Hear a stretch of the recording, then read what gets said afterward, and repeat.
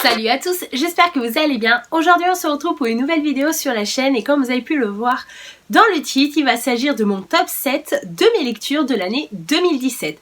J'ai décidé de vous présenter 7 livres. Oui, d'habitude on fait soit un top 5, soit un top 10.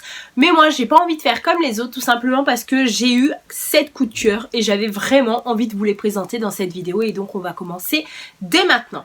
Avant d'aller plus loin dans cette vidéo, je tenais à vous préciser qu'il faut rester jusqu'à la fin de cette vidéo parce que j'ai une petite surprise pour vous et si vous êtes accro à la lecture, je pense que ça pourrait fortement vous intéresser et ça serait dommage de passer à côté de ça.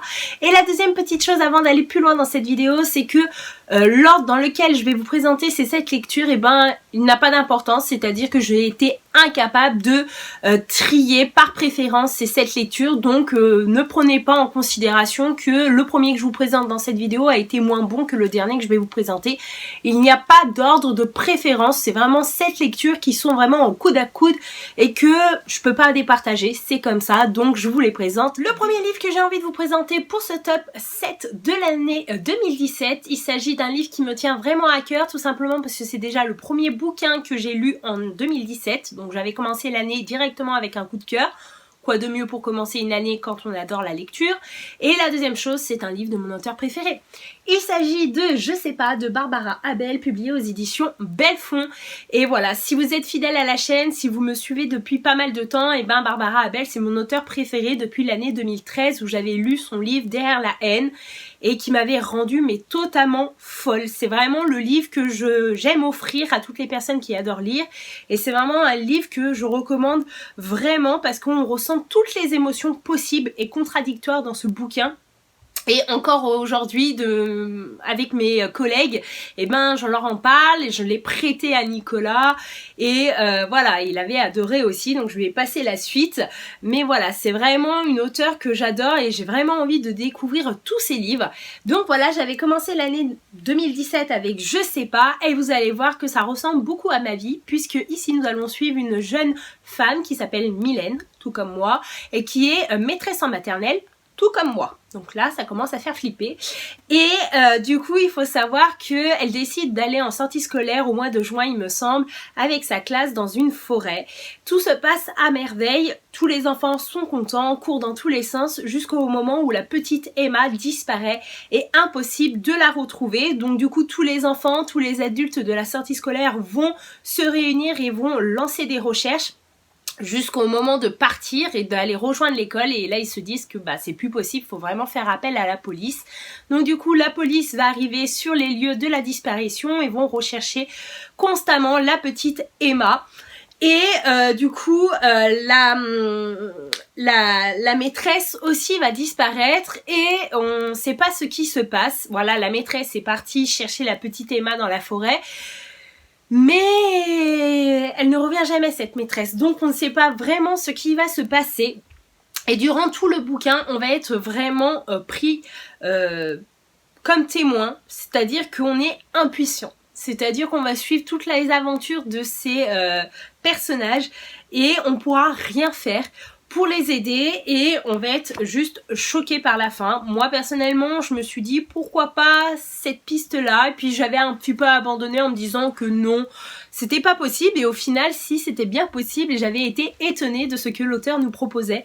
Voilà, donc si vous voulez être surpris et vouloir passer un bon moment, je vous propose ce roman-ci. Mon deuxième coup de cœur de l'année 2017, il s'agit de Aristote et Dante découvrent les secrets de l'univers, écrit par Benjamin Alahir Sáenz, publié aux éditions Pocket Jeunesse.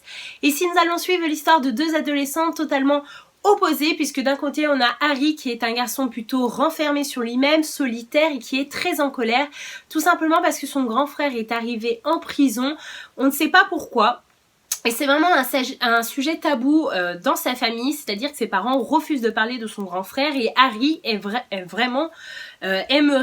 savoir ce qui s'est passé, savoir comment va son grand frère et pourquoi pas lui rendre visite, mais c'est vraiment un sujet interdit chez lui et ça le rend très en colère. Et donc de l'autre côté on a Dante qui est un garçon très sûr de lui, qui a confiance en lui, qui est drôle, qui est intelligent et voilà, ils sont totalement opposés, pourtant ils vont se rencontrer et vont partir ensemble découvrir les secrets de l'univers. Voilà, moi personnellement c'est un roman que je redoutais tout simplement parce qu'il est sorti il y a déjà 2 ou 3 ans il me semble, et ça avait fait un buzz général sur Booktube, sur les blogs littéraires, tout le monde avait adoré ce bouquin. J'ai pas vu un seul point négatif concernant ce bouquin, et encore aujourd'hui j'en ai pas vu un seul. Donc je m'étais dit il faut absolument que je le lise parce que déjà le résumé me tentait, mais vous le savez, quand il y a des buzz comme ça concernant des bouquins, moi j'ai toujours peur d'être déçue et c'est souvent le cas. Donc je m'étais dit attends que le truc passe, attends quelques temps et puis tu le liras quand tu te sentiras prête. Le roman me faisait penser au printemps et à l'été vu la couverture, et du coup je me suis dit allez, cette fois-ci c'est la bonne, et du coup je l'ai lu au mois de mai ou juin 2017 il me semble, et franchement ça a été un coup de cœur. Jamais je m'attendais à ce genre d'histoire.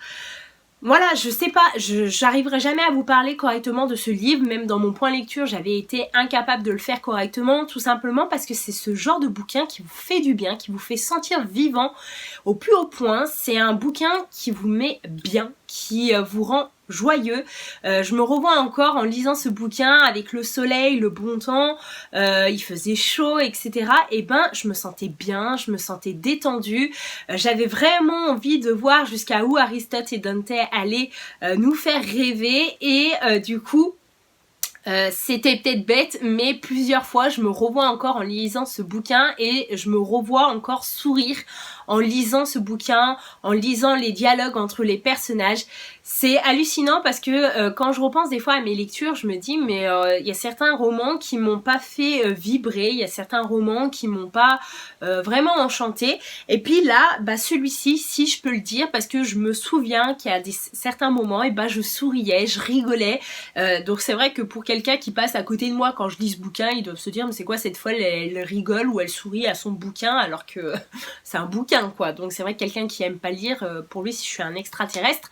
Mais voilà, c'est vraiment le genre de bouquin que je vous recommande chaudement, et que n'ayez pas peur, s'il a fait le buzz, et ben il s'est vraiment mérité, et je suis super ravie d'avoir enfin sauté le pas et de l'avoir lu. Mon troisième coup de cœur que je vous présente dans cette vidéo, il s'agit de Wonder de R.J. Palacio, publié aux éditions Pocket Jeunesse. C'est un roman que je voulais vraiment lire en 2017, tout simplement parce que le film sortait au cinéma en France au mois de décembre, et je voulais absolument lire le bouquin avant d'aller voir le film. C'est chose faite, l'heure à laquelle je tourne cette vidéo, j'ai fini le bouquin la veille au soir. Je n'ai toujours pas eu le temps d'aller voir le film, et du coup je pense vous proposer un point lecture concernant ce bouquin plus tard dans quelques vidéos, tout simplement parce que j'aimerais bien aller voir le film et du coup de vous faire une vidéo du livre au film et de vous parler du coup du livre et du film à la fois dans la même vidéo. Donc voilà, je vais attendre un petit peu avant de tourner ce point lecture. Ici, il va s'agir d'une histoire d'un petit garçon qui s'appelle Auguste, qui a 10-11 ans et qui va arriver au collège.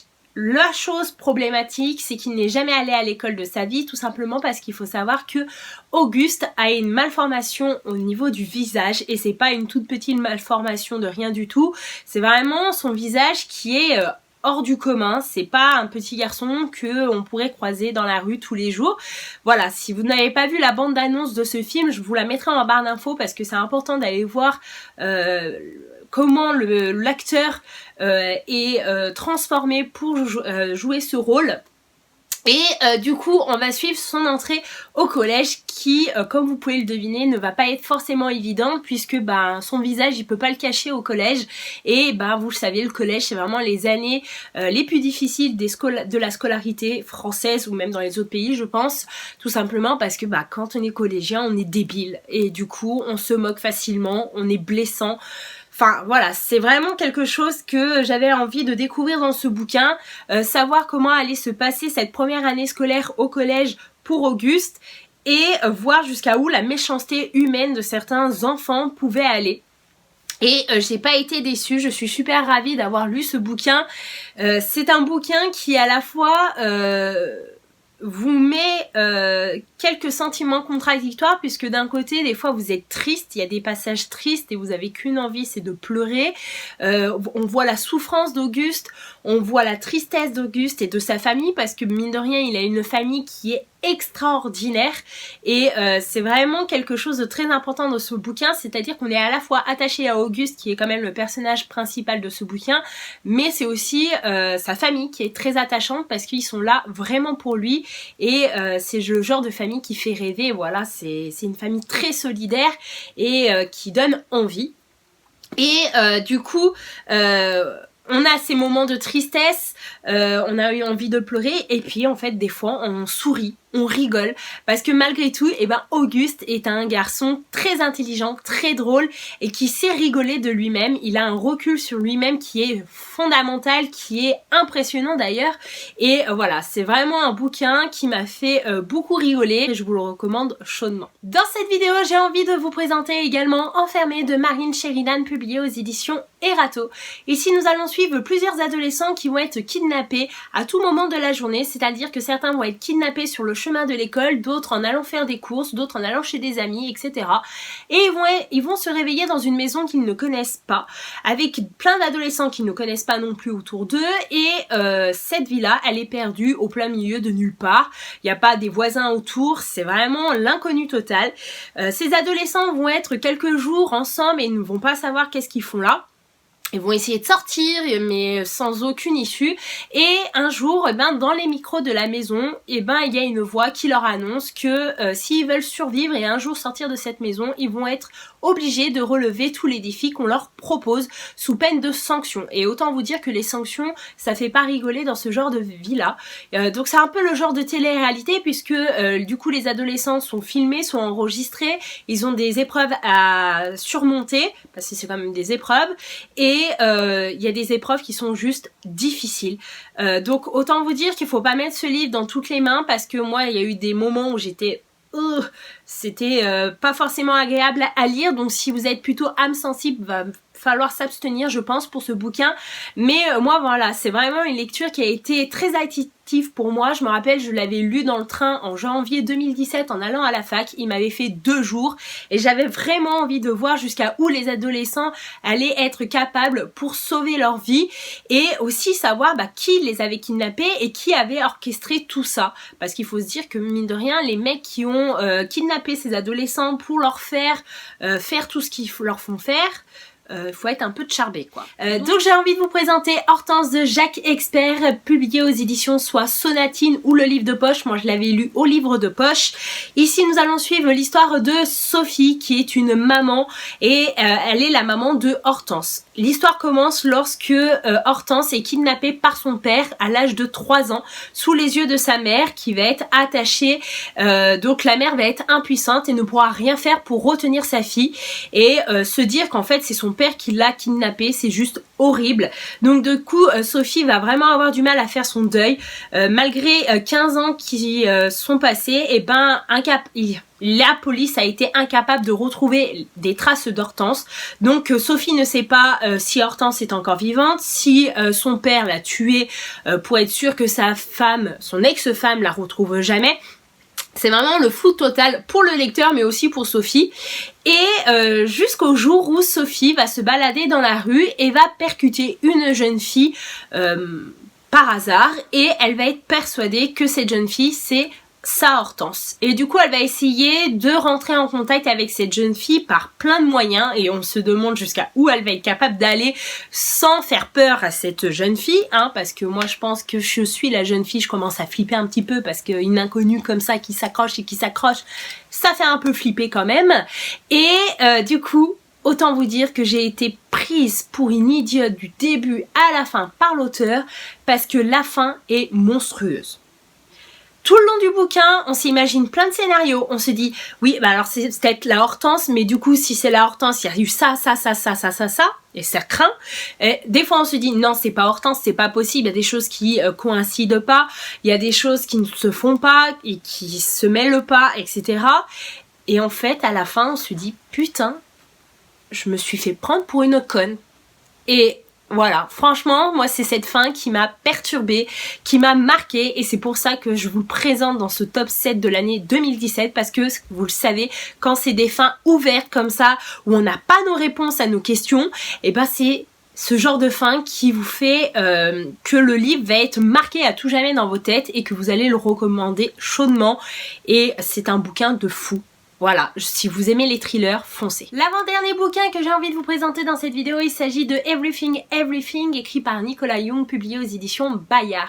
Ici, il va s'agir de l'histoire de Maddie qui a 17-18 ans et qui a une maladie, c'est-à-dire qu'elle ne peut pas sortir de chez elle parce qu'elle a vraiment une santé très fragile et si elle est amenée à aller à l'extérieur, et ben elle peut mourir à tout jamais.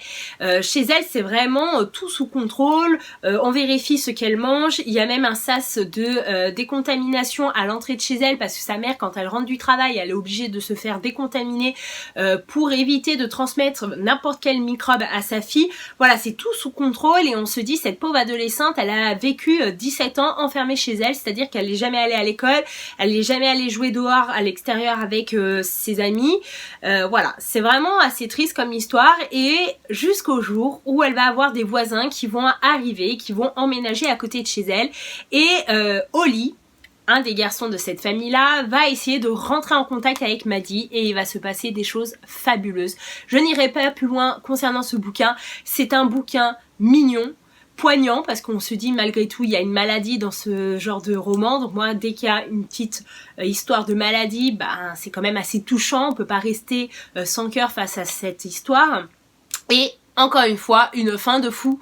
Jamais, en lisant ce bouquin, je pensais à ça, c'est-à-dire que j'ai eu plusieurs fois affaire à une histoire avec maladie. Hein, il y a eu Nos étoiles contraires, il y a eu... suite de Jojo Moyes, Avant toi. Voilà, on s'imagine plein de scénarios dans notre tête quand on lit du coup Everything Everything. Et là, la fin, je me suis dit, oh putain, pareil. Là, je me suis fait avoir de A à Z et comment j'ai pas pu voir la chose venir, quoi. Donc voilà, c'est vraiment un livre que je vous recommande chaudement si vous avez envie de vous lancer. C'est un bouquin qui fait du bien, on se sent plutôt bien aussi, ça fait rêver, c'est mignon. Et le dernier bouquin de ce top, il s'agit de Underground de Sarah Lotz et de Louis Greenberg, publié aux éditions Fleuve. C'est un roman que je vous recommande chaudement si vous aimez tout ce qui est thriller, suspense, etc. Puisque ici, il va s'agir de l'histoire de la fin du monde et du coup, certaines personnes riches ont décidé de s'acheter un appartement sous terre dans un bunker et du coup on va suivre leur arrivée dans ce bunker. Tout se passe à merveille jusqu'à un moment où il va se passer un truc dramatique et ils vont devoir apprendre à cohabiter malgré leurs profils bien différents et il va se passer des choses traumatisante à l'intérieur de ce bunker. Donc voilà, j'irai pas plus loin concernant ce bouquin, mais je pense que si vous aimez tout ce qui est thriller, suspense, vous allez être servi à merveille dans ce bouquin. Moi personnellement, je me suis pas ennuyée une seule seconde. Ça a été même un calvaire parce que si vous n'avez pas vu mon point lecture concernant ce bouquin, je l'ai lu en lecture commune avec Kevin qui est un de mes abonnés fidèles de ma chaîne et donc si tu passes par là, je te fais de gros bisous. Et on s'était imposé 3 chapitres par jour, mais moi j'avais qu'une envie, c'était d'aller plus loin à chaque fois pour savoir la suite.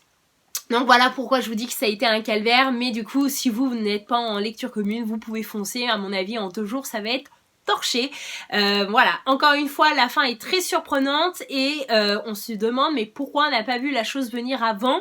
Voilà, moi c'est vraiment quelque chose qui m'impressionne à chaque fois, c'est quand les auteurs arrivent à nous surprendre à la fin et on se dit mais pourquoi on n'a pas vu la chose quoi. On est pris dans l'histoire, on se torture le cerveau et enfin moi personnellement jamais je vois la chose juste. Et voilà, mon top 7 de l'année 2017 est enfin terminé. J'espère qu'il vous aura plu, j'espère que ça aura pas été trop long et que je vous aurai convaincu à découvrir quelques-uns de ces livres là. En tout cas, je vous parle maintenant de la surprise de cette vidéo, c'est que j'ai décidé de lancer un petit concours pour vous faire remporter 4 des livres que je vous ai présentés dans cette vidéo. D'une, pour vous remercier pour votre présence et d'être de plus en plus nombreux sur la chaîne, et de 2, tout simplement parce que ça fait 3 ans que je suis sur Booktube, donc pourquoi pas fêter tout ça d'un coup. Je vous propose que 4 livres tout simplement parce que il y a que 4 des 7 livres que je vous ai présentés dans cette vidéo qui sont sortis en format poche et du coup comme c'est moi qui vais financer les lots, ben c'est quand même plus pratique pour moi de les prendre en format poche et j'espère que vous comprendrez. Donc comment ça va se passer ce concours? Tout simplement, donc déjà les 4 livres qui sont à remporter, il y a Je sais pas de Barbara Abel, Everything Everything de Nicolas Young, Hortense de Jacques Expert et l'autre il s'agit Wonder de R.J. Palaccio. Voilà, du coup ce sont les 4 livres qui sont à remporter. Je vais poster cette vidéo début janvier voire mi-janvier au plus tard et du coup vous aurez jusqu'à fin janvier, le 31 janvier 2018 pour participer. Comment participer? Toutes les informations seront en barre d'infos. Il va falloir envoyer un mail à l'adresse qui sera marquée en barre d'infos avec participation au concours. Donc vous me mettez un petit bonjour quand même, c'est sympa. Vous souhaitez participer au concours et vous mettez dans le mail pour quel livre vous voulez participer. Donc si vous voulez participer pour 2 livres, vous pouvez, pour 4 livres vous pouvez, pour un seul vous pouvez également. N'hésitez pas aussi à mettre par ordre de préférence, c'est-à-dire que si vous voulez participer pour les 4 livres que je vous propose de remporter dans ce concours, faut les mettre dans l'ordre que vous voulez de préférence, voilà, tout simplement. Par contre il faut savoir bien sûr que le premier, si vous êtes tiré au sort pour le premier livre, ben après si je vous retire au sort pour un autre livre, voilà, je vais pas vous faire gagner plusieurs livres, j'essaierai de faire 4 gagnants différents. Et du coup après je ferai un tirage au sort et j'annoncerai les gagnants sur ma page Facebook et aussi par mail, comme ça tout sera bien fait. Donc n'hésitez pas aussi à mettre en bas en mail votre adresse postale, ça sera plus rapide pour moi pour les envois des livres. Et voilà, donc j'espère que ce concours vous plaira. En tout cas je vous dis merci d'avoir regardé jusqu'ici, je vous fais de gros bisous, je vous dis à bientôt dans une prochaine vidéo. Bye bye.